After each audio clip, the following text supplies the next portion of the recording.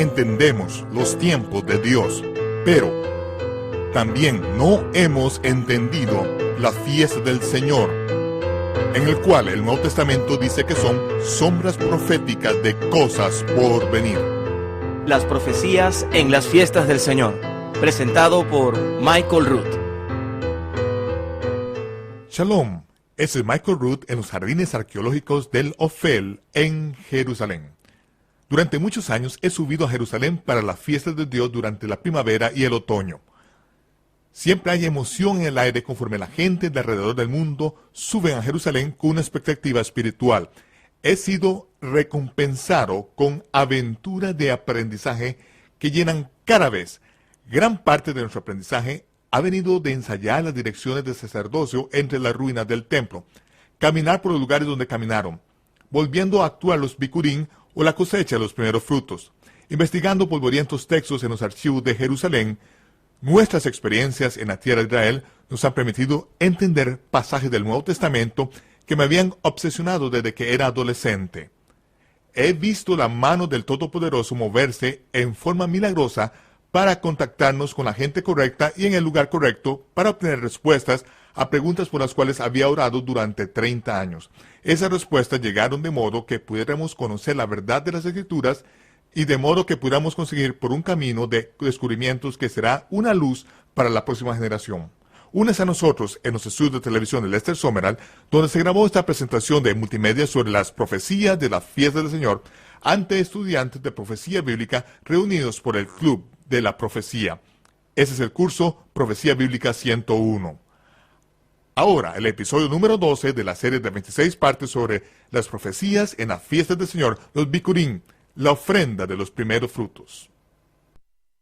Este último año salieron a la luz incluso más detalles mientras estábamos en la ciudad de Jerusalén trabajando sobre el calendario bíblico. Fue el 3 de abril cuando recibimos la noticia de que nada de la cebada, ninguno de los 8 campos de cebada que habíamos plantado iba a estar aviv. Eso era algo que habíamos sospechado debido a que las semanas anteriores a esto, la cebada no había madurado hasta este punto. De hecho, había germinado muy tarde en el año debido a la falta de lluvia en la tierra de Israel. Así que fue entonces cuando hicimos nuestro plan para llegar allí el 5 de mayo. El mayo 5, al llegar a Jerusalén, la cebada estaba aviv. Entonces supimos que aquel era el mes del aviv y tendríamos que esperar un periodo de 2 semanas de tiempo hasta las festividades para la fiesta de panes sin levadura y para que comenzase la Pascua. Y con lo que nos encontramos no fue un accidente. Empezamos a entender más sobre los ensayos que estaban aquí en las Escrituras, de modo que me gustaría leer en el capítulo 27 de Mateo, Matíyahu, en el versículo 50, donde leemos, y dice: pero Jesús, habiendo otra vez clamado a gran voz, entregó el Espíritu. Entonces el velo del templo se rasgó en dos, de arriba abajo, la tierra tembló, las rocas se partieron, los sepulcros se abrieron, y muchos cuerpos de santos que habían dormido se levantaron, y después que Él resucitó, salieron de los sepulcros, entraron en la santa ciudad, y aparecieron a muchos. Ahora el centurión y los que estaban con él custodiando a Jesús, al ver que el terremoto y las cosas que habían sido hechas, llenos de temor, dijeron: verdaderamente este era el Hijo de Dios. Había allí muchas mujeres mirando desde lejos que habían seguido a Jesús desde Galilea, sirviéndole. Entre ellas estaba María Magdalena. Este pasaje es un tanto extraordinario en la manera en que presenta las cosas. Dice que cuando Él resucitó, ellos resucitaron.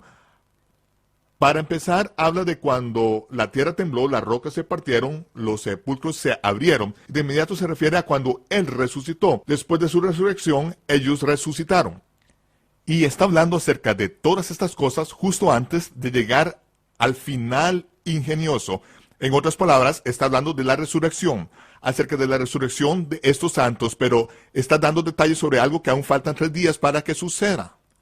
No es habitual en cuanto al orden de los acontecimientos a los que se hace referencia aquí, porque aún nos queda otro capítulo y medio antes de la resurrección. ¿A qué se debe esto? Porque dice, cuando la tierra tembló, las rocas se partieron y los sepulcros se abrieron.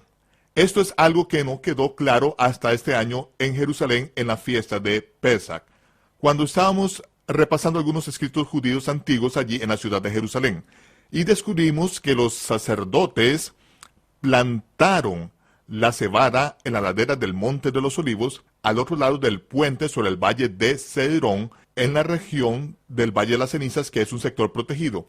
Ahora, según Miro Cohen, un sacerdote de Israel, y el único pastor judío que queda ahora en Tecoa, los sacerdotes acostumbraban a plantar siempre la cebada en la ladera del Monte de los Olivos en el primer día de la octava luna. Mahershuan significa la octava luna. Ahí es donde los sacerdotes plantaban la cebada, porque justo al otro lado del monte del templo podían cruzar e inspeccionar la cebada a fin de terminar el mes del Aviv. Entonces podían ir y recoger la cebada, de modo que ese era el lugar donde se hacía al otro lado del monte del templo, en el monte de los Olivos. Ahora, los escritos continúan diciéndonos de qué modo hacían los sacerdotes el sacrificio del cordero de Pascua. Cuando se había sacrificado el último cordero de Pascua y el sumo sacerdote gritaba, consumado es, todos los corderos de Pascua los llevaban desde el monte del templo a los hogares particulares y los metían en los hornos antes de la puesta del sol. En aquel entonces se reunía un grupo de sacerdotes y cruzaban el puente sobre el valle de Cedrón al lado del monte de los Olivos, donde habían plantado la cebada 6 meses antes. Acostumbraban en aquella época a colocar una cuerda alrededor de 10 homer de cebada, poniendo a un lado los tallos sin cortar, y en ese momento los marcaban. Después del consumado es, los sacerdotes iban a marcar la cebada que habría de ser cosechada 3 días después, en el momento de los Bikurim. En el año de la crucifixión de Yahshua, la cosecha de la cebada habría de realizarse exactamente 3 días y 3 noches después. Pero cada año, el 14, justo antes de ponerse el sol, iban y marcaban la cebada, y luego al final del sábado semanal, justo al ponerse el sol, los sacerdotes cruzaban el puente del valle de Cedrón, invitando a la gente que fuesen a este acto, pues se hacía públicamente. Así que al ponerse el sol, el sacerdote cruzaba el puente del valle de Cedrón y se dirigía a ese campo de cebada donde tenían 10 homer de gavillas sin cortar. 10 homer de cebada de los primeros frutos que ya estaban marcados, ya había oscurecido, y el que ya los hubiesen marcado tenía sentido. En la compañía de todos los que observaban, uno de los sacerdotes acostumbraba a preguntar, ¿se ha puesto ya el sol? Y el resto de los sacerdotes contestaba, Kem, sí, ya se ha puesto. Entonces él decía, ¿cosecharía la cebada? Sí, cosecharemos la cebada, le contestaba. ¿Con esta hoz? Sí, con esta hoz, levantando la hoz en el aire. ¿Y la meterías en la cesta? Sí, en esta cesta. Y entonces recogían aquellos 10 homer públicamente delante de toda aquella gente. Era una demostración pública de la cosecha de los primeros frutos, que a continuación metían en cestas y se llevaban de modo que las podían procesar durante la noche. Los hacían en forma de pasteles o panes, que era la ofrenda apropiada para los bikurim o los primeros frutos. Pero esa ofrenda de los primeros frutos no se ofrecía en el templo hasta la mañana siguiente. Y antes de que el sumo sacerdote entrase en el lugar sagrado, antes de que hiciese ninguna ofrenda, debía estar siempre en el monte del templo, en el monte Moriah, en el que había un estanque o mikvah privado para los sacerdotes, de modo que se metía en él, se apartaba del resto del mundo y hacía su mikvah. Permanecía en el monte Moriah, en el monte del templo, durante los 3 días anteriores a los bikurim o a la ofrenda de los primeros frutos. De modo que hemos visto el cumplimiento de lo que había quedado constancia aquí en las Escrituras. Pero no nos habíamos dado cuenta de que esto era un ensayo hasta este año mismo. Porque dice que cuando entregó el Espíritu, la tierra tembló y las piedras se partieron y se abrieron los sepulcros. Y cuando Él resucitó, ellos resucitaron. ¿Por qué dice eso inmediato? Porque aquí tenemos la imagen. Cuando la tierra tembló y se partieron las rocas y se abrieron los sepulcros, estas tumbas, estos Es como cuando los sacerdotes ponían la cinta alrededor de los montones de cebada. Todos ellos eran marcados en ese momento. Pero no resucitaron hasta el día de los primeros frutos, cuando el sacerdote iba allí y cortaba la cebada en público. Por eso dice que cuando él resucitó, ellos resucitaron y se le aparecieron a muchos en las calles de Jerusalén. Aquella cosecha de los primeros frutos fue pública y fue presenciada por el resto del pueblo en el mismo momento. Y en la mañana siguiente, cuando aún estaba oscuro, Miriam fue al sepulcro y el Mesías le dijo: no me toques, todavía no he ascendido a mi Padre en los cielos. Él había estado en el corazón de la tierra. ¿Y dónde está el corazón de la tierra? En ese sarcófago de piedra, en esa tumba que está justo a la ladera del monte de Moriah, cerca del pico más alto del monte Moriah. De modo que él se encontró aislado, apartado durante 3 días y 3 noches, sin que nadie del exterior le tocase. Ahora se dispone a ofrecer la cosecha de los primeros frutos, para lo cual ascendió ante el trono del Padre, ofreciéndolos como la cosecha de los primeros frutos, y los dejó tras de sí. Eran los santos de los primeros frutos. Y esa es la imagen. Recuerde usted que en 1 Corintios capítulo 15 dice: todos resucitarán a su propio orden. Dice, el Mesías, las primicias, después de aquellos que pertenecen al Mesías, a su venida, y luego será el fin, cuando haya suprimido todo el dominio, toda autoridad y todo poder, y habrá destruido el postrer enemigo, que es la muerte. Esa es la resurrección final, que veremos cuando examinemos las fiestas solemnes del Señor y veamos su aplicación allí. Pero como ven, cada una de estas fiestas en la primavera, el Mesías las ha cumplido hasta el día, la hora y en el momento exacto, en cada detalle, conforme a lo que se había ensayado. Ahora, lo que ha transcurrido este último año es que estuvimos en Tecoa para presenciar el momento en que por primera vez se ve una franja de la luna nueva para marcar el mes de Aviv, el comienzo del Día del Señor. Nos habían informado equivocadamente que nuestro buen amigo Joshua Cohen se había marchado del país. Joshua es un Cohenim, un sacerdote de Israel y un creyente en el Mesías. No podíamos entender por qué no estaba en Jerusalén si este mes era el tiempo correcto para la fiesta de Pesach. Habíamos visto cómo Dios había conseguido a lo largo de los años que nos reuniésemos con Joshua para celebrar determinados sucesos espirituales. Nos sentimos decepcionados cuando nos dijeron que se había ido de Jerusalén y que ya no se encontraba en Israel. Todos sentíamos que algo faltaba en nuestra experiencia en Israel, sin que estuviese presente. Un par de días después descubrimos que mientras nosotros estábamos en Tecoa anunciando el comienzo del Día del Señor, Joshua había estado esa noche en Jerusalén y había subido a la verja de seguridad que rodea el camino de la muralla. Había subido por el camino de la muralla de la ciudad de Jerusalén esa noche y había tocado el shofar. En ese momento ni siquiera sabía que era el 1 de Aviv. Creía que había sucedido el mes anterior, pero se sintió obligado a subir por encima de la verja de seguridad para tocar el shofar sobre los muros de Jerusalén. Estoy convencido de que hizo lo que había de hacer, pues es Cohenim, el guardián, había tocado el shofar sobre la muralla de Jerusalén para anunciar. Ahora, lo que pasó es que justo antes de Pesach este año, es que me puse muy enfermo. Había sufrido un envenenamiento por alimentación, pero se suponía que yo debía conseguir todas las provisiones para la comida de Pesach, porque Cohen tenía que trabajar durante el día de la preparación. Yo estaba tan enfermo que apenas pude levantarme de la cama hasta esa tarde. Alrededor de las 2 de la tarde fui apresuradamente al centro de la ciudad, pero estaba todo cerrado porque era el día 6 para prepararse para el sábado semanal. De modo que regresé sintiendo como que realmente hubiese fallado miserablemente. Fue una terrible decepción para mí porque había decepcionado a todo el mundo. No había conseguido el pan sin levadura ni varias cosas que se necesitaban para la comida de Pesach. Pero al caminar de vuelta y entrar por la puerta de Jerusalén, Cohen tropezó conmigo llevando varias bolsas en sus brazos. Había salido temprano del trabajo y él mismo había comprado todas las cosas, aunque no sabía que yo estaba enfermo.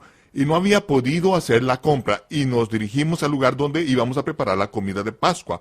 Cohen tuvo que hacer otro recado en el mercado de la ciudad antigua. Estando allí en ese mercado, estaba allí en el barrio árabe cuando se sentó a descansar. Estaba cansado por todas las compras que había estado haciendo. Se sentó en un lugar que se conoce como la séptima estación de la cruz. Ahora sé, y ustedes también lo saben, que las estaciones de la cruz y la vía dolorosa son una ficción moderna. Las calles por las cuales caminó el Señor se encuentran a unos 30 pies por debajo de las calles actuales. Pero en este lugar donde hay un banco de piedra en el que Cohen se detuvo a descansar, según la tradición es el lugar en que el Señor cayó bajo el peso de la cruz. Mientras Cohen estaba allí sentado descansando, vinieron niños por la calle trayendo con ellos a un cordero macho de 1 año para llevarlo al mercado a que lo matasen. Pero al tirar del cordero se resistió porque no quería ir. Cuando están justo delante de Cohen, las patas del cordero se comban y cae al suelo. Y los niños intentan levantarlo, pero no consiguen que el cordero se ponga en pie. De modo que le dijeron a Cohen, ¿nos ayudas? ¿Puedes llevar el cordero al mercado para que lo maten? Y él les contestó, no voy a hacerlo. Nos estamos preparando para la Pesach. Pero mientras estaba sentado pensó, no, esta experiencia es para mí. Se supone que debo hacer esto.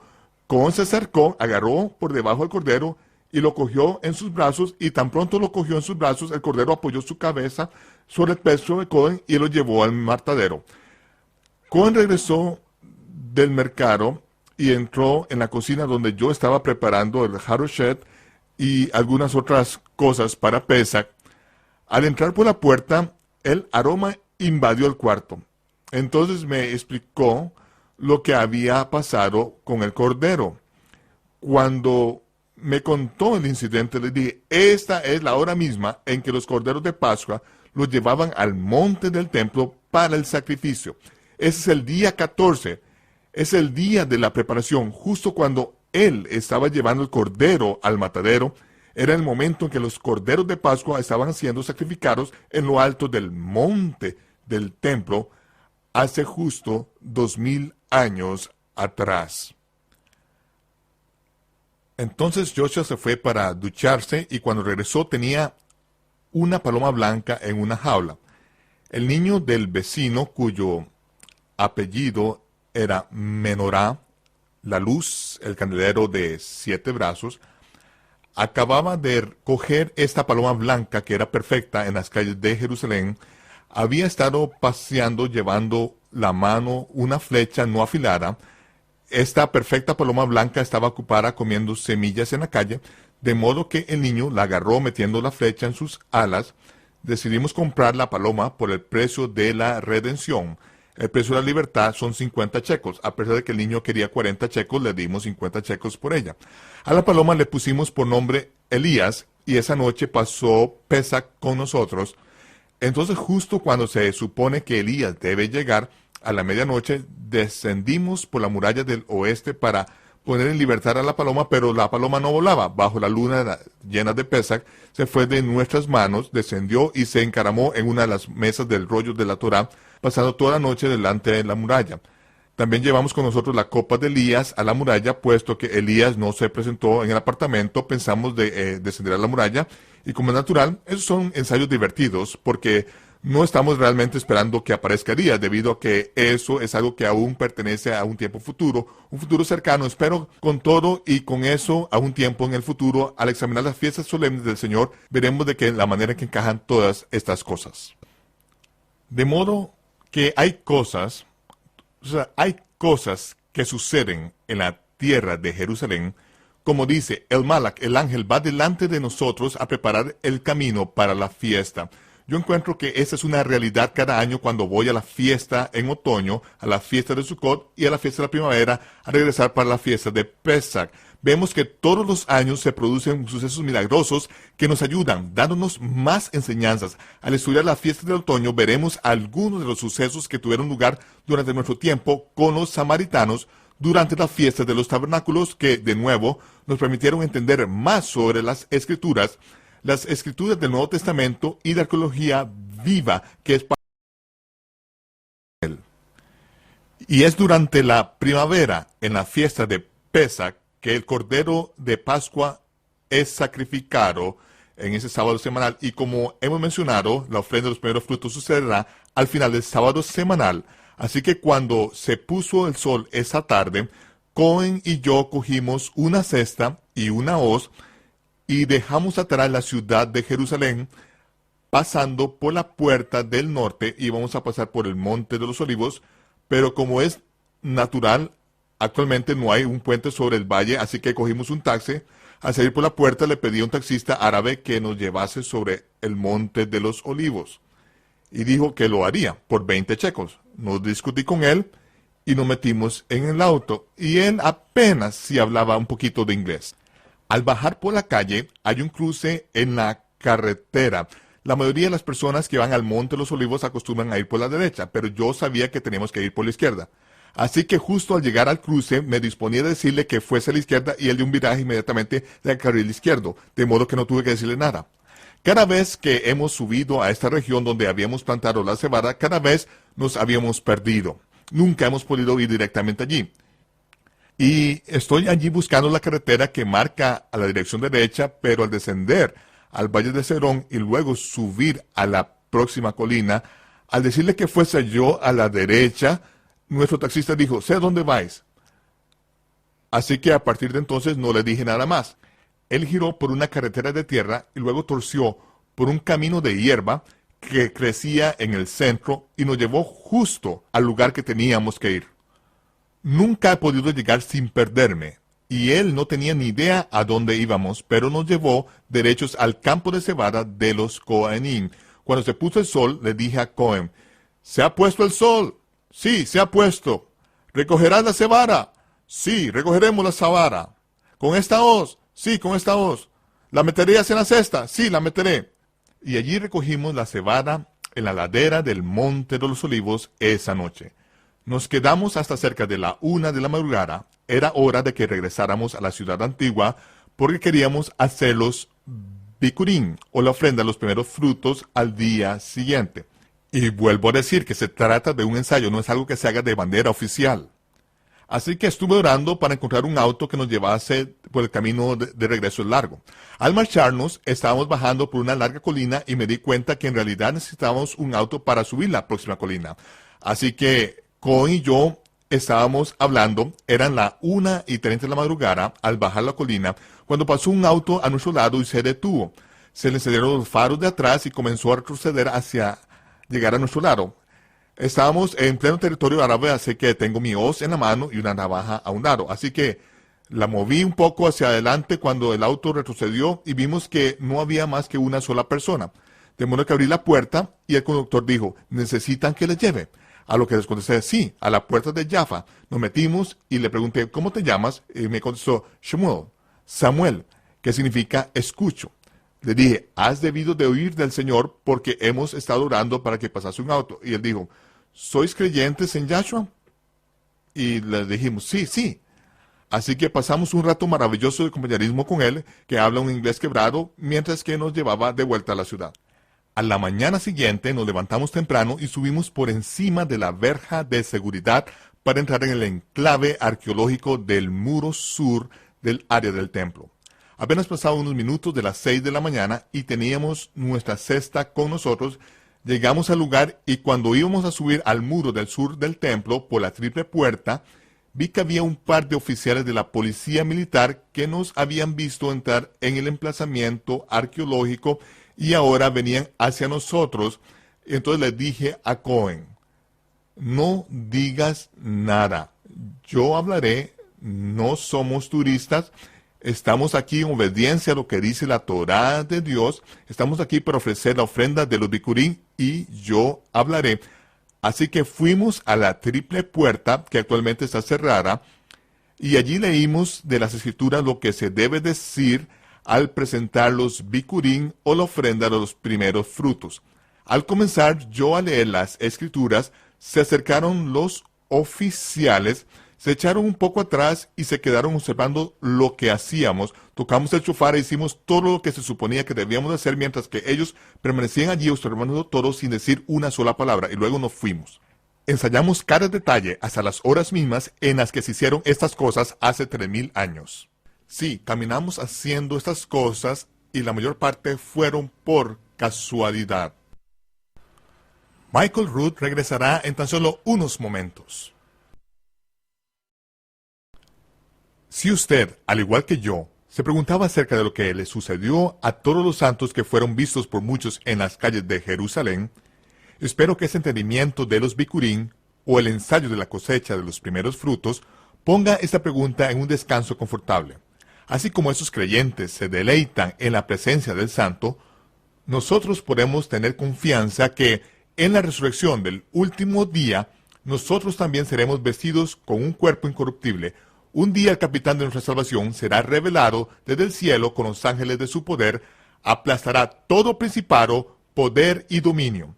Él gobernará la tierra con vara de hierro y cara voluntad recalcitrante doblará su rodilla ante Yahshua. Hasta este día tenemos poder y autoridad en él, porque él cumplió la fiesta de Shavuot, la fiesta de las semanas, Pentecostés. Ese poder y el consuelo del Espíritu Santo estarán con nosotros y dentro de nosotros hasta el día en que él nos llame a su hogar. Lo invitamos a unirse a nosotros la próxima vez para el episodio número 13 de esta serie de 26 partes sobre las profecías de la fiesta del Señor. El Mesías cumple Shavuot, Pentecostés. Este es Michael Root desde Jerusalén, deseándoles Shalom, paz, y les veré cuando se aclare el humo.